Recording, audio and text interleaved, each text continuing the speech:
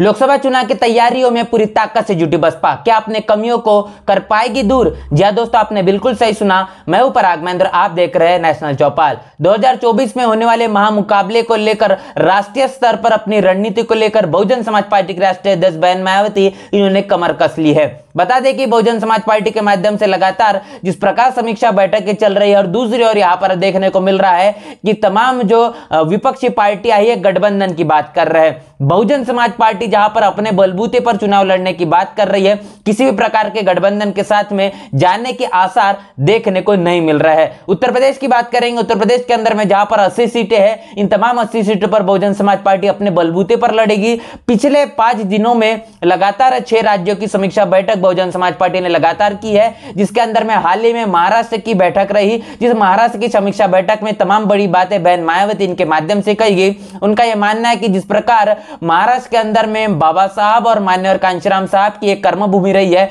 उसके बावजूद महाराष्ट्र के अंदर में बहुजन समाज पार्टी का संगठन कुछ खासी मजबूत नहीं नजर आता। अब तक के महाराष्ट्र के अंदर में तमाम बहुजन महापुरुषों के साथ साथ बाबा साहब और मान्यवर कांशीराम साहब की कर्मभूमि होने के बाद महाराष्ट्र के अंदर में अब तक सत्ता की काबिज बहुजन समाज पार्टी ने हो जाना चाहिए था, या फिर बैलेंसिंग पावर पर सत्ता की गद्दी पर अब तक बैठ जाना चाहिए था, लेकिन ये तमाम चीजें संभव नहीं हो पाई है। इसीलिए संगठन के अंदर में इसी के साथ साथ बहुजन समाज पार्टी के तमाम सेक्टर बूथ से लेकर तमाम संगठन के अंदर में जो कमियां चल रही है, उस कमियों को पूरी करने के लिए अब बहुजन समाज पार्टी के महाराष्ट्र प्रदेश के तमाम कार्यकर्ताओं को, पदाधिकारियों को आह्वान किया गया है। इसी के साथ साथ बता दें कि तमाम जो 6 राज्यों को लेकर जो बातें की गई है, जिन 6 राज्यों को लेकर समीक्षा बैठक की गई है, उनके अंदर में जो दिल्ली, कर्नाटक, हिमाचल प्रदेश, जम्मू कश्मीर, ये तमाम वो प्रदेश है जहां पर समीक्षा बैठक लगातार बहुजन समाज पार्टी के राष्ट्रीय अध्यक्ष बहन मायावती इनके द्वारा की गई है। और इन तमाम प्रदेशों के अंदर में बहुजन समाज पार्टी के राष्ट्रीय अध्यक्ष बहन मायावती इनके द्वारा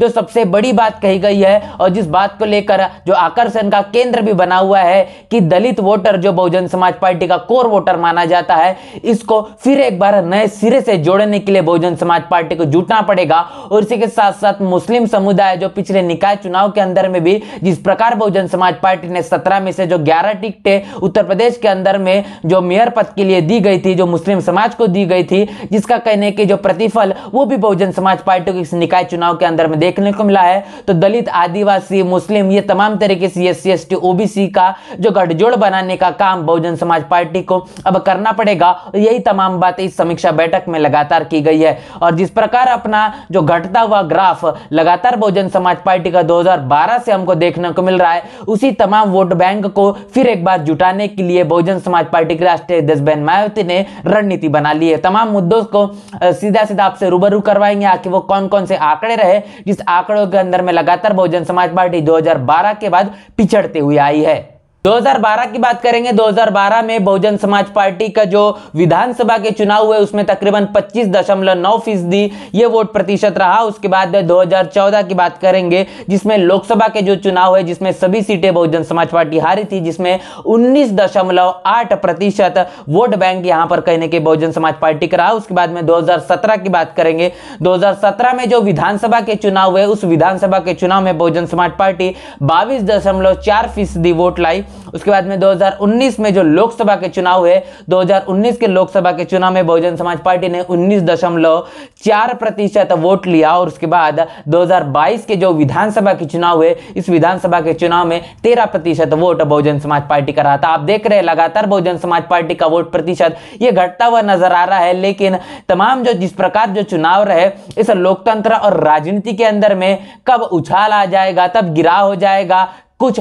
बताया जा नहीं सकता। ये तमाम तरीके की चीजें लगातार राजनीति के अंदर में बनी हुई रहती है। और इसी के साथ साथ में जो वोट प्रतिशत बहुजन समाज पार्टी का घटा है, ये आने वाले समय में कब बढ़ जाएगा या फिर नहीं बढ़ेगा, ये तो आने वाला समय ही बताएगा। निकाय चुनाव के अंदर में बहुजन समाज पार्टी ने जो प्रदर्शन करके दिखाया है, यही प्रदर्शन, इसी प्रकार का प्रदर्शन आने वाले तमाम चुनाव के अंदर में किस प्रकार बहुजन समाज पार्टी करेगी। तमाम उन मुस्लिम समुदाय को जिस प्रकार 11 टिकटें बहुजन समाज पार्टी के माध्यम से दी गई है, उन तमाम टिकटों पर लगातार बहुजन समाज पार्टी दूसरे पायदान पर कहीं न कहीं देखने को मिली है। इसी प्रकार आने वाले समय में किस प्रकार एक बहुत बड़े वोट बैंक के साथ में क्या बहुजन समाज पार्टी जिस प्रकार लगातार समीक्षा बैठकें की जा रही है, इससे कितने परिणाम निकल कर आएंगे, जो बड़ी जिम्मेदारियां लगातार प्रदेश प्रभारियों के माध्यम से अनेकों प्रदेशों के अंदर में लगाया जा रहा है, इसके खासी कितने परिणाम आएंगे। जिस प्रकार बहुजन समाज पार्टी के तमाम प्रदेशों के अंदर में सेक्टर और बूथ तक के जो संगठन नहीं पहुंच पा रहा है,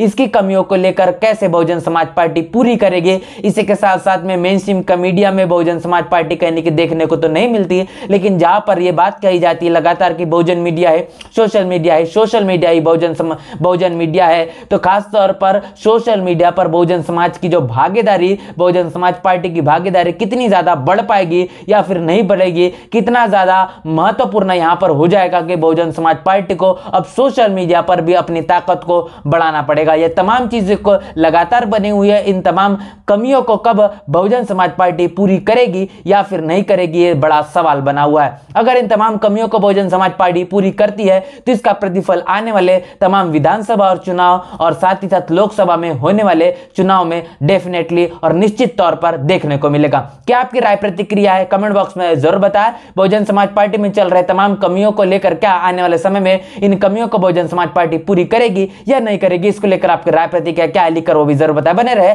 नेशनल चौपाल के साथ, मिलते हैं नए वीडियो में, तब तक के लिए जय भीम जय भारत। बहुजन विचारधारा को घर घर तक पहुंचाने के लिए हमारे YouTube चैनल को सब्सक्राइब करें, लाइक करें, कमेंट करें, शेयर करें और बेल आइकन की घंटी दबाना ना भूलें।